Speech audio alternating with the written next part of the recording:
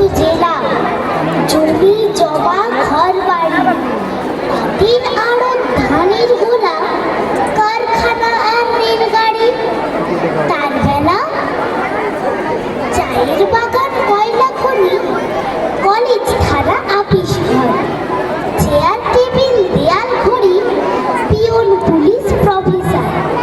তার বেলা যুদ্ধ জাহাজ, জঙ্গি মোটর, কামান বিমান, অশ্ব উট, ভাগাভাগি ভাগাভাগি চলছে যেন।